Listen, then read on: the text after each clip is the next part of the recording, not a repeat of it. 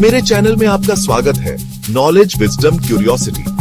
आज हम मेडिसिन की दुनिया में एक सच में रेवोल्यूशनरी चीज के बारे में बात करने वाले हैं। ये एक ऐसा टॉपिक है जो मुझे बहुत उम्मीद और एक्साइटमेंट से भर देता है, न केवल एक डॉक्टर के रूप में, बल्कि ऐसे व्यक्ति के रूप में जो हमारी सबसे बड़ी चुनौतियों को हल करने के लिए ह्यूमन इंजेन्युइटी में विश्वास रखता है। हम कैंसर वैक्सीन के बारे में बात कर रहे हैं। अब जब आप वैक्सीन शब्द सुनते हैं, आप शायद मीजल्स शॉट या फ्लू जैब जैसी चीजों के बारे में सोचते हैं। ये ऐसी चीजें हैं जो हमें वायरसों से बीमार होने से बचाती हैं। वे हमारे इम्यून सिस्टम में वायरस का एक हानिरहित टुकड़ा डालकर काम करते हैं। उसे सिखाते हैं कि अगर असली चीज कभी सामने आती है तो उसे कैसे पहचानना और उससे कैसे लड़ना है। इस आइडिया ने पिछली सदी में लाखों लोगों की जान बचाई है। तो क्या होगा अगर हम इसी शानदार कॉन्सेप्ट को कैंसर पर लागू कर सके? यही कैंसर वैक्सीन के पीछे का इनक्रेडिबल आइडिया है। शरीर के बाहर से वायरस को टारगेट करने के बजाय इन वैक्सीन को हमारे अपने इम्यून सिस्टम को यह सिखाने के लिए डिजाइन किया गया है कि हमारे अंदर पहले से बढ़ रही कैंसर सेल्स को कैसे पहचानना और नष्ट करना है। दशकों से हमारे मुख्य हथियार कीमोथेरेपी, रेडिएशन और सर्जरी रहे हैं। ये पावरफुल टूल्स हैं, लेकिन ये स्लेजहैमर जैसा हो सकते हैं जो अक्सर हेल्दी सेल्स को भी नुकसान पहुंचाते हैं। दूसरी ओर एक कैंसर वैक्सीन एक बहुत ही टारगेटेड अप्रोच है। यह कैंसर से लड़ने के तरीके में एक कंप्लीट शिफ्ट हो सकता है। इस नई जनरेशन के कैंसर वैक्सीन के बारे में सबसे रिमार्केबल चीजों में से एक यह है, वे एक one size fits all solution नहीं है। उनकी सबसे बड़ी ताकत उनके डीपली पर्सनल नेचर में निहित है। हर वैक्सीन एक इंडिविजुअल के लिए कस्टम मेड होता है। इसमें सीधे उनके अपने ट्यूमर से ली गई जानकारी का उपयोग किया जाता है। यह प्रोसेस पेशेंट से शुरू होती है। सबसे पहले एक सर्जन बायोप्सी लेता है। Biopsy equal sign tumour tissue का छोटा सैंपल भेजा जाता है हाईली स्पेशलाइज्ड लेबोरेटरी, जहां साइंटिस्ट डीप जेनेटिक एनालिसिस करते हैं। एडवांस्ड सीक्वेंसिंग टेक्नोलॉजी से कैंसर सेल्स का पूरा जेनेटिक कोड पढ़ा जाता है। उसी समय पेशेंट की हेल्दी सेल्स को भी सीक्वेंस किया जाता है, आमतौर पर ब्लड सैंपल से। दोनों की तुलना करके सिर्फ कैंसर स्पेसिफिक म्यूटेशंस पता चलते हैं। ये यूनिक म्यूटेशन वैक्सीन बनाने की कुंजी है। ये दुश्मन का सीक्रेट कोड ढूंढने जैसा है। साइंटिस्ट चुनते हैं कौन से mutation strong immune response trigger करेंगे। ये म्यूटेशन कैंसर सेल्स की सतह पर एबनॉर्मल प्रोटीन बनाते हैं। इन्हें न्यूएंटीजेंस कहा जाता है। लेब एक ब्लूप्रिंट सिंथेसाइज करती है, एक निर्देशों का सेट जो बताता है शरीर को इन स्पेसिफिक न्यूएंटीजेंस को कैसे बनाना है। यह ब्लूप्रिंट ही पर्सनलाइज्ड वैक्सीन का कोर है।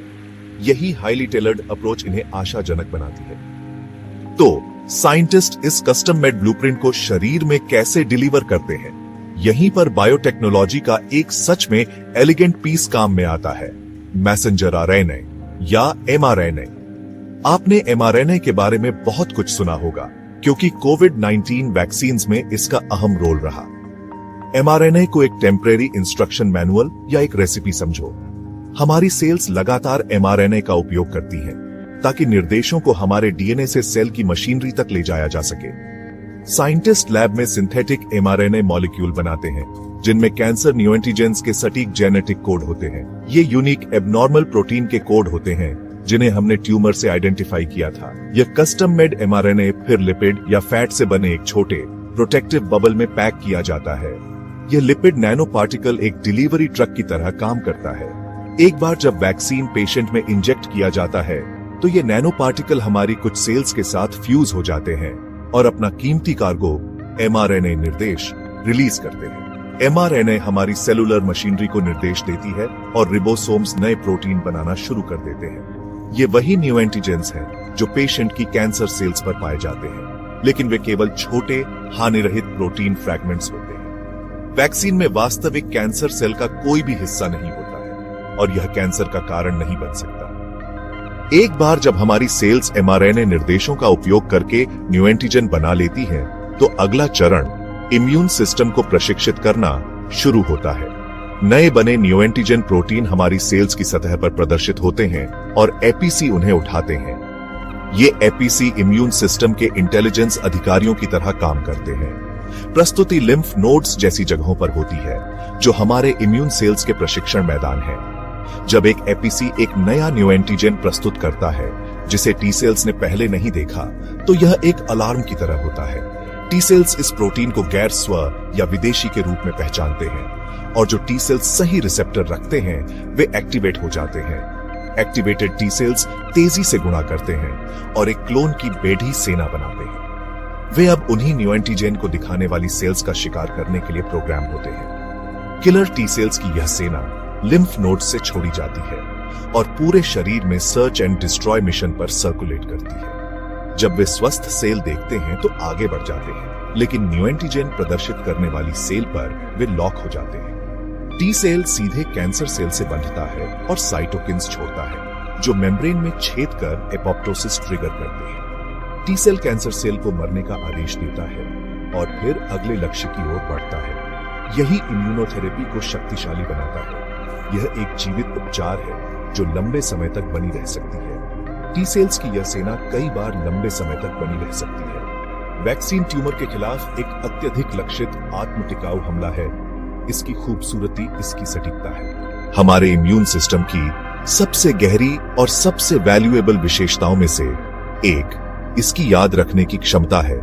चिकन पॉक्स जैसे इन्फेक्शन से ठीक होने के बाद आप आमतौर पर जीवन भर इसके प्रति इम्यून रहते हैं। यह इसलिए है क्योंकि आपके इम्यून सिस्टम ने मेमोरी सेल्स बनाई है। LDD2 के बाद एक छोटा दल आपके शरीर में रहता है जो किसी भी भविष्य के हमले के लिए तैयार रहता है। अगर वही पैथोजन फिर आता है तो मेमोरी सेल्स तुरंत सक्रिय हो जाती है और बहुत तेज प्रतिक्रिया देती है। यह बीमारी बनने से पहले खतरे को खत्म कर देता है। इम्यूनोलॉजिकल मेमोरी का यह सिद्धांत कैंसर वैक्सीन के लिए एक प्रमुख लक्ष्य है। इसका उद्देश्य एक टिकाऊ रक्षा बनाना है जो कैंसर को वापस आने से रोके। किलर टी सेल्स ट्यूमर के थोक साफ करने के बाद उनमें से कुछ मेमोरी टी सेल्स में बदलते हैं। ये सेल्स सालों तक शरीर में गश्त करेंगे, न्यू एंटीजन की याद रखते हुए। यदि कोई भटकी हुई कैंसर सेल फिर से उभरने की कोशिश करे तो मेमोरी टी सेल्स उसे तुरंत पहचान लेंगी और उससे पहले कि नए ट्यूमर का मौका मिले उसे खत्म कर देंगी। यह कैंसर को एक जानलेवा बीमारी से एक प्रबंधनीय स्थिति में बदल सकता है या संभावित रूप से एक स्थायी इलाज भी कर सकता है। शोधकर्ता इन्हें अन्य उपचारों के साथ मिलाकर और भी प्रभावी बनाने की कोशिश कर रहे हैं। पर्सनलाइज्ड कैंसर वैक्सीन्स का डेवलपमेंट सिर्फ एक थियोरेटिकल कॉन्सेप्ट नहीं है, यह क्लिनिकल रिसर्च का एक एक्टिव एरिया है। साइंटिस्ट और डॉक्टर कई प्रकार के कैंसर के लिए क्लिनिकल ट्रायल्स में इन इनोवेटिव ट्रीटमेंट्स का परीक्षण कर रहे हैं। शुरुआती अध्ययनों में कुछ एनकरेजिंग रिजल्ट्स दिखे हैं। रिसर्च का एक एडवांस्ड क्षेत्र मेलानोमा है क्योंकि इसमें अक्सर कई म्यूटेशंस होते हैं। एक फोकस पैंक्रियाटिक कैंसर पर है। यह कुख्यात रूप से मुश्किल है, पर हाल की स्टडीज में मजबूत टी सेल प्रतिक्रियाएं देखी गई। इसके अलावा प्रोस्टेट कैंसर के लिए पहले से एक वैक्सीन मौजूद है, सिपुलिसेल्टी, और नए वैक्सीन भी खोजे जा रहे हैं। कुछ ट्रायल्स में पर्सनलाइज्ड mRNA वैक्सीन को चेकपॉइंट इनहिबिटर जैसे ड्रग्स के साथ मिलाया जा रहा है। प्रारंभिक परिणामों में रिकरेंस में कमी दिखाई गई है। सिद्धांत रूप में इस दृष्टिकोण को कई प्रकार के ठोस ट्यूमर के लिए अनुकूलित किया जा सकता है। शोधकर्ता अब इन आशाजनक निष्कर्षों की पुष्टि के लिए बड़े अध्ययन की योजना बना रहे हैं। ये ट्रायल्स हमें यह सिखा रहे हैं कि किस प्रकार के कैंसर सबसे अच्छा प्रतिक्रिया देते हैं और वैक्सीन को कैसे बेहतरीन बनाना है। ट्यूमर सीक्वेंसिंग से वैक्सीन तक का वर्कफ्लो तेज और अधिक फ्लेक्सिबल हो रहा है। यह एक समन्वित वैश्विक प्रयास है। वैज्ञानिकों और क्लिनिकल टीमें लैब से क्लिनिक तक काम कर रही हैं।